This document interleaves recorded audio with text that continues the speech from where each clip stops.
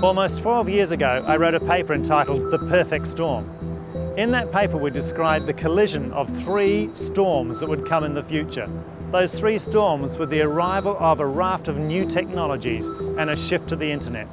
The second storm was around how we would understand the brain to learn. How do we actually learn, and how do we know how we learn best?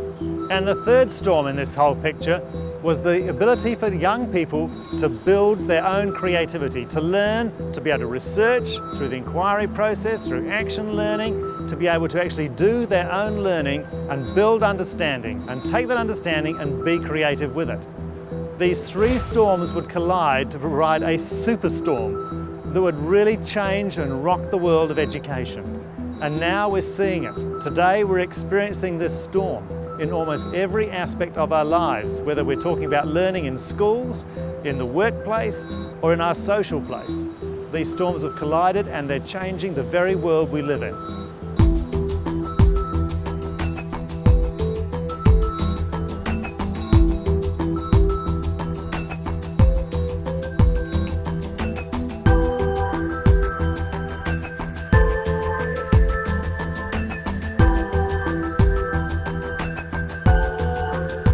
I think in the future there's going to be a greater need for innovation in most areas of work, not just skills-based innovation, but there's going to be a greater need for creative people who are going to be able to design better ways to do things. If we bring in computers to high school in every year, people will learn a lot more instead of trying to cram information into us.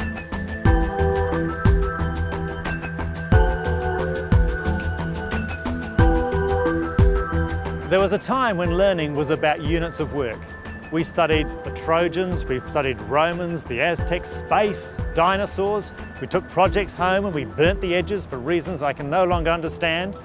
But now, suddenly, content is so vast. We simply can't predict what new knowledge is going to come out, what knowledge young people will need to know in the future. So now we're saying to young people, it's far more important to learn to learn.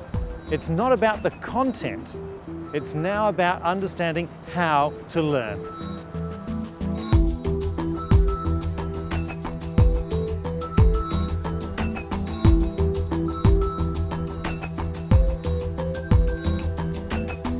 When I want to learn how to do a specific task, I'll go onto YouTube and find a tutorial that's been made by one of the various uploaders in the YouTube community.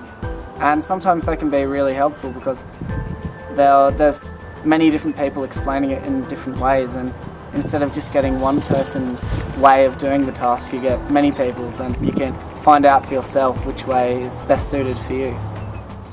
With all these global changes, suddenly we're having to change the way in which we teach our young people. They're moving into a world where we can't even predict their future. What they're going to need to know in the future is unknown. What they need to understand is unknown. So now we're moving from a historical body of knowledge we used to teach them to suddenly teaching them to be able to learn. They now have to become lifelong learners. And this is a different mode of education completely. So how do we prepare them for that? How do we prepare teachers to teach young people to be lifelong learners?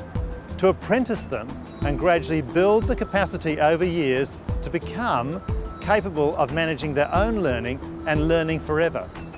Not only are we as teachers struggling with these changes in the world outside of our own world, but within our own world of education there are changes. We're now looking at far greater emphasis on teacher accountability. We're also looking at a new national curriculum. We're looking at new technologies coming into school, and how are we supposed to put all that together? This is a huge challenge from a professional perspective. Almost every aspect of what we do is changing.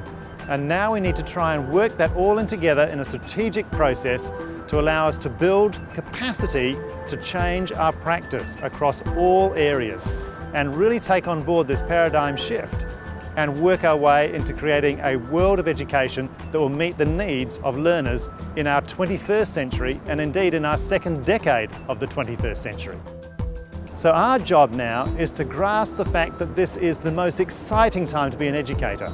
This is the time where you can actually look and see forward and go, this will never happen again. This is our moment and we can make the difference.